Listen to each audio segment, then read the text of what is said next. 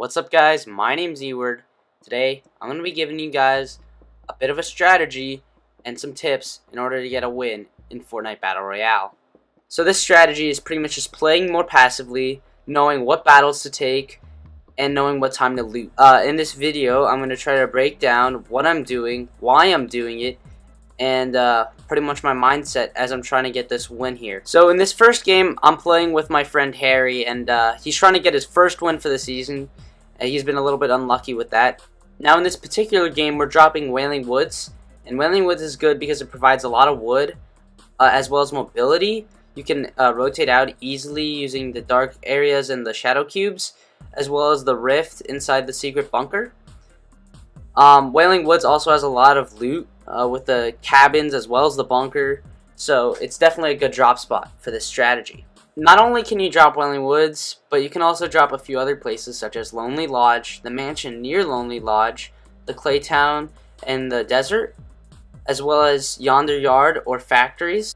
Now what's good about these places is they all provide a decent amount of materials, some providing more than others. They all have a decent amount of loot, and they all have really nice rotations or ways to get out of that area fast if the zone is not in your favor.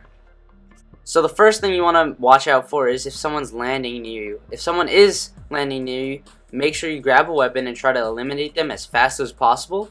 If not, they're going to probably loot up, get shields, shotgun, an AR, in a full loadout pretty much. They'll be able to have a good 1v1 with you, and it'll be a lot more annoying to fight them with all this loot, where if you just fight them early game where they don't have this stuff, you can eliminate them quickly, which will allow you to spend more of your time looting up and gathering materials. So now that you've looted up, make sure you're ready to rotate.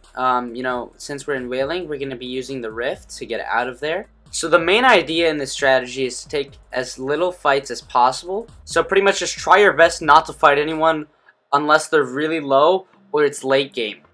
So we pretty much didn't end up fighting anyone because no one pushed us, and anytime we saw a fight, it would end really quickly. So we decided to just base up and wait for the fight to come to us. So pretty much now you're in that final 1v1 or team 1v1 situation, and you're just going to try your best and use all the skills you know in order to beat this last team.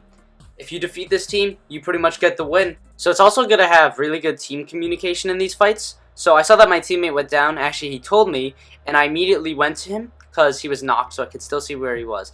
And I pretty much just fought the person that knocked them. The problem which my team and this other team had, which we were very split up. So I was able to knock this one person, get rid of the trap by staying on the further side. If you stay on the further side of a trap, it actually won't harm you. That's a little tip right there. And now it's a 1v1.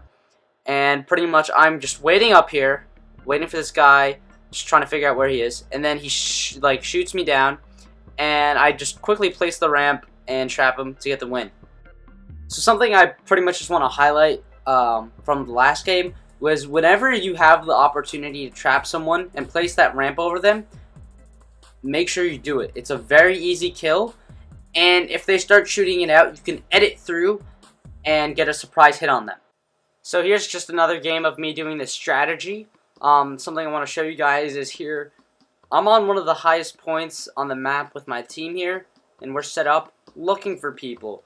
We're trying to take these fights from further ranges so we don't take damage. If you can take a fight at further range, it's usually with ARs or snipers, and it's better than shotgun battles because shotgun battles are very close quarters, spray weapons, and it can get really intense, and if you miss one shot, it could be the end of you. Or here in this AR battles, we can take these shots from further range. If someone has a sniper, we can kind of edit and peek out very quickly.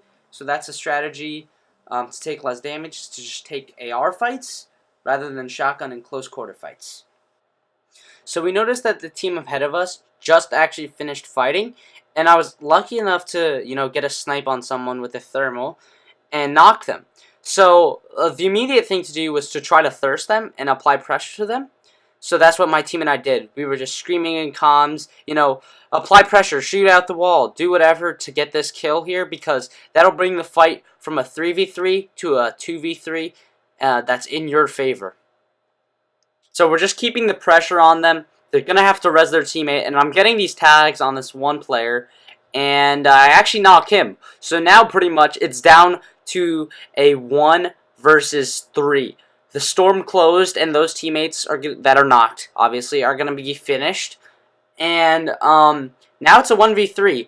So we're keeping the high ground, even though, you know, it's one person. We could easily go down there and probably shotgun him in the face, get the kill. But we're keeping this high ground because we're not even trying to take any damage here. We actually, my team had not taken any damage this game. So, yeah, we're just following this opponent, making sure he doesn't get away, trying to get this last kill. But we pretty much knew that we had this one. Once it was a 1v3, we had the highest point in the circle. And actually getting some tags there, shooting out this guy's builds. And yeah, that's pretty much the strategy here. In a few seconds, my teammate will actually snipe him. That was the second game doing the strategy. And I actually ended up taking no damage in that game and getting the win. So, yeah, that just kind of proves how good this strategy is. So yeah, that was the video. Hopefully you guys learned, you know, the strategy, and pretty much summarize. It's to, you know, drop in very smart locations that can give you, you know, a lot of loot, a lot of materials, and also just a place that you can rotate out easily. Also make sure that you're not taking unnecessary fights. You know, a lot of unnecessary fights usually are what cause people to die in games. So if you're looking for that win, this is definitely the strategy for you. You know, just a reminder, you probably won't be getting many kills in this strategy. This isn't one to, you know, practice your build battles and, you know, get better at those. This is just a strategy to get a win. So if you're struggling to get the win, or if you know someone who's struggling to get the win, try out the strategy. If it worked for you guys, let me know down in the comment section below. Leave a like if you enjoyed, and I'll see you guys on the next one. Peace out.